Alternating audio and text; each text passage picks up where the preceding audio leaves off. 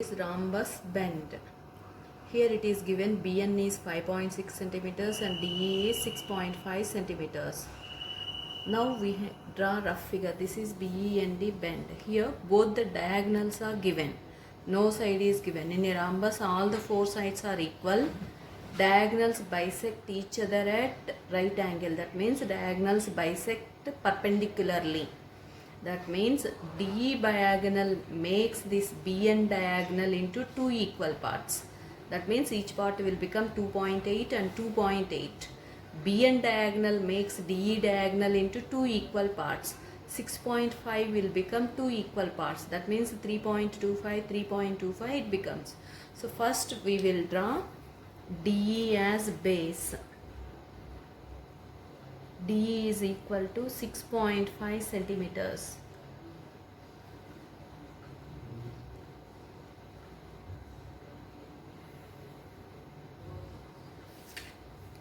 So DE 6.5 centimeters. So this diagonal is perpendicularly bisected by the other diagonal. Now we will draw a perpendicular bisector for this, because in a rhombus diagonals bisect each other perpendicularly. So we will draw a perpendicular bisector. So how to draw a perpendicular bisector?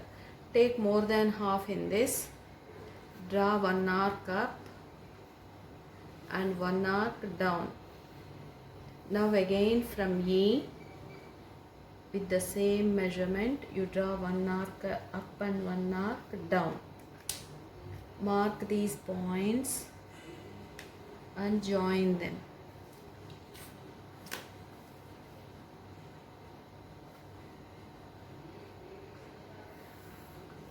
So this is the perpendicular bisector. For DE, BN is equal to 5.6. So DE divides BN into two equal parts. So 5.6 two equal parts means each part will be 2.8. Now using our scale, we take 2.8 centimeters. And from here, we will draw an arc up and an arc down.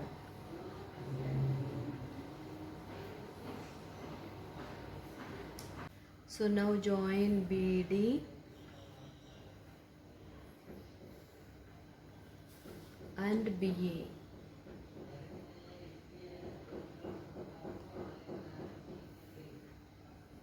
So here where the diagonals are intersecting, mark the point as O. This will be ON is 2.8 centimeters, OB is 2.8 centimeters. So BE and D is the required rhombus.